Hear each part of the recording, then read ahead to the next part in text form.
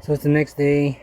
Yesterday we ended with putting on the oil pan, and we also installed the piston heads, all 6, and we also installed the oil pump.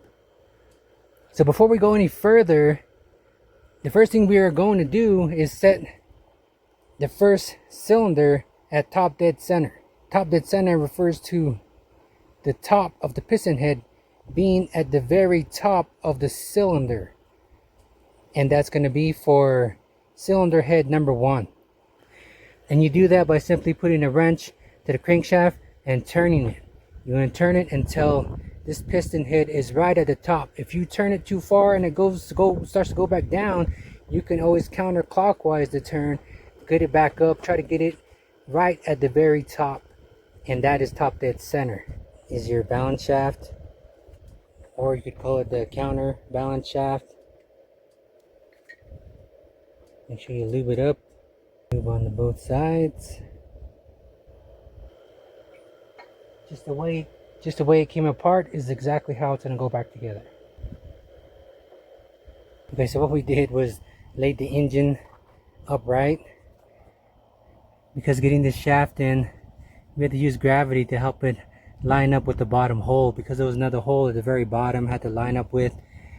So it might be easier to put it in before everything else, so you can help find the hole at the other end.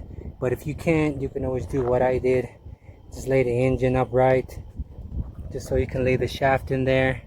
Called your balance shaft, and we are looking at the carrier to block bolts, and that's going to be 40 foot-pounds. Next we got the timing chain kit.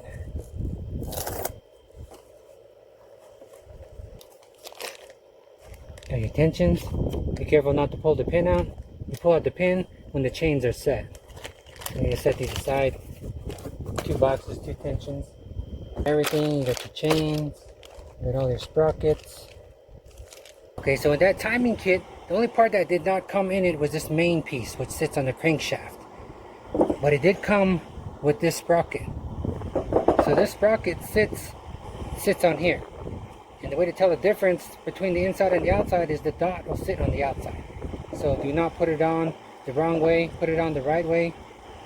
And if you look real close, this tooth right here is a different size from the rest. If you see right here, that's where it lines up. So the old one was sitting on there like this, and there was a lock ring holding it on. So you simply take the lock ring off. You can pry it off with a screwdriver or some type of metal pin, sharp nail maybe, and this will be stuck on here. So what you can do is take a socket. This is a 32 millimeter, something almost the same size as the inside. It's going to sit on the inside of here, so when you set it, because of how long it's been on the engine and rotating, it gets stuck. So what you do is just take a hammer and you hit on the tooth, and you want to be careful not to hit on the inside teeth. So take your time with it and hit just the outside sprocket. So when that part falls off, that part you can throw away. Take the new one, same thing, line up the tooth, and it's going to simply slide right back on. Slides right back into place. And if you can see right in between, there's a little groove right in there. That is where your ring is going to go back on. You just work it back on until it clips back into place, and then you can set it back on the vehicle. So as you can see right in there, there's the little lock ring. Okay, so everything in the timing kit is accounted for.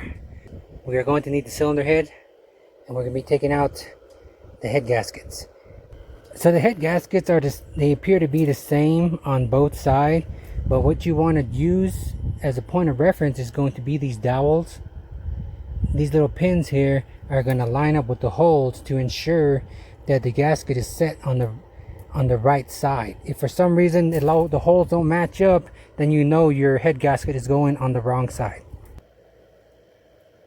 So just come back and double check.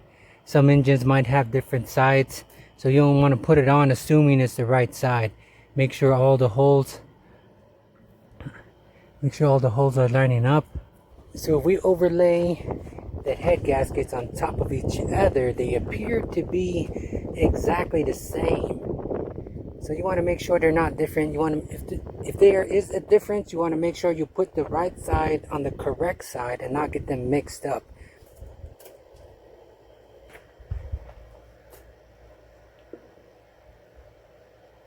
Okay, so if you remember, there was a dowel pin on this side and there was one up on this corner. You want to try to put one side in, and you want to be careful that you don't move the cylinder head around too much, because those dowel pins will scratch the bottom side of your cylinder head, and that will cause leaks, whether air or oil or water. So you want to be careful of that. Set it down slowly. Next, we got the head bolts. So these little bolts already have like a pre-treated sealant on the end of it. That's going to help to keep it from any type of leak, water and oil. And you got your individual head bolts. So before when we cleaned it up, we made sure to take some compressed air and we blew air into these holes to get out any dirt, oil or water, because these bolts will only go in so far, and if it meets some type of restriction, most people think that the bolt just needs to be tightened more, and when they do that, they end up stripping the head. So you want to make sure you clean out all the debris, so it then gives you a false tightness.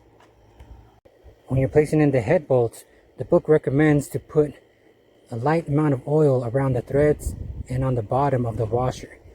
It's so that there's no resistance when the bolt is going into the block.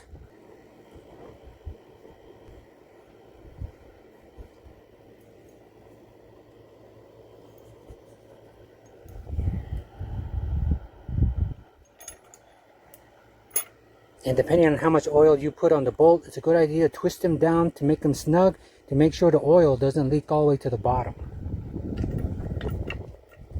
To keep the oil from pooling up at the bottom of the cylinder, once you place it in, hand tighten it.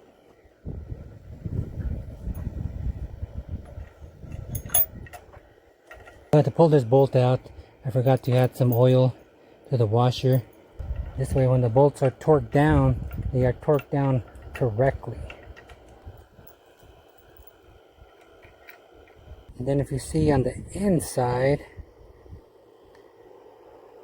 there's going to be one right there, and there's going to be one right there.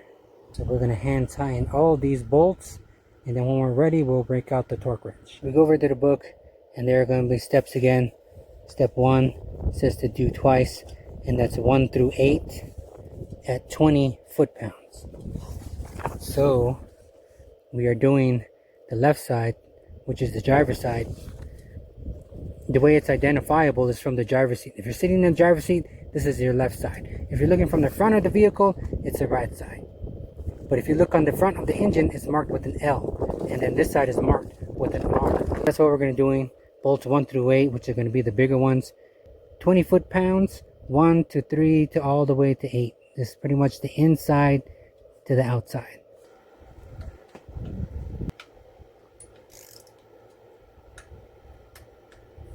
And if it feels like you went past the click just a little, you can always loosen it back up and then listen for the click and get it right on the click. So step 1 is completed. Step 2, bolts 9 through 12, and that's going to be 120 inch-pounds. And over here, bolts 9 to 12 are going to be the smaller outside bolts.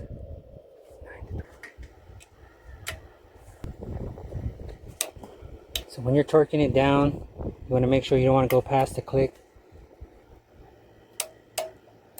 So step 3 is right here, bolts 1 through 10.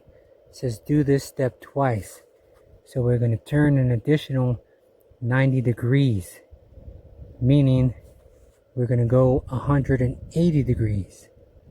But we're going to do it in 2 steps. We're going to go 90, 1 through 8, go back to number 1, and do 90 again.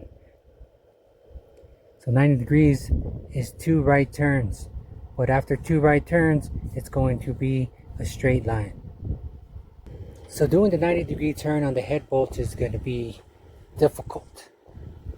The engine could move, the engine stand could move, so you want to figure out a way to brace it or help you or have someone hold it so it doesn't move in place, because a 90-degree turn on the head bolts is going to make it pretty tight and it will move everything around. And like I mentioned before, the degree turns, quarter turn, half turn, it's about doing it all in one swift motion. So you got to prepare for that turn, find a way to brace your engine, or have someone help you hold it in place. So we will be using this breaker bar to do our 90-degree turns. And what if you have help, it's even better. If you don't, what I did was I just put a strap to strap the engine stand to the lift, and that lift is actually pretty heavy. And then as you see, you got a stake there, metal, hammered in some metal bars just to help keep it in place. And what we're going to be doing is, since everything is braced that way, we are going to apply the wrench at this angle and turn it down this way. So we're going to be doing 90-degree turns. So it's going to be pointing that way, and we're going to be ending the turn down here. And according to the book, we're going to be doing it twice. So we're going to do the bigger bolts 1 through 8, which is all this portion. We're going to do it 90 degrees one time around from the inside out. Then we're going to do 90 degrees again from the inside to the outside. And to keep track of your progress, you want to get some whiteout, a type of pin whiteout, and mark your bolt.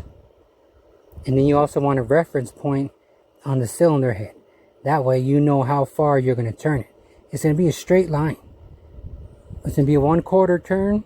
1/4 turn is going to put it at 90 degrees. And then another 1/4 turn is going to line it back up. So that way we know how far we turned it and how much further we need to go. We're going to get it as close as possible, and we marked the rest of the bolts.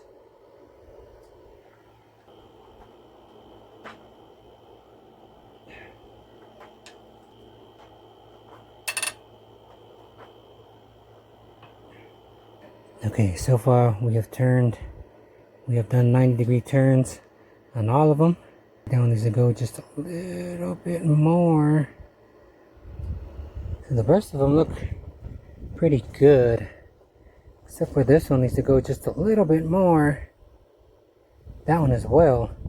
So we'll probably do this one first, then do this one second.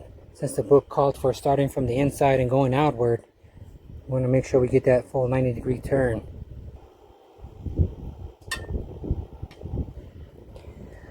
Okay, now it's looking a little better. Looks more like 90 degrees. So now we're going to go back around again, bolts 1 through 8, and do another 90 degrees.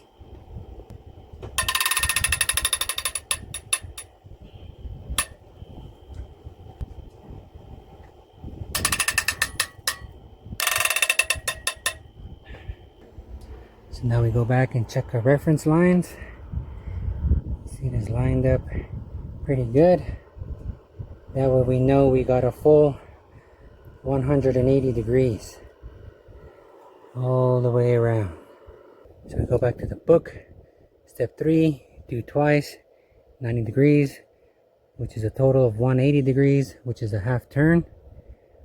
And then we go to step 4, which is 9 through 12, and that is going to be 19 foot-pounds.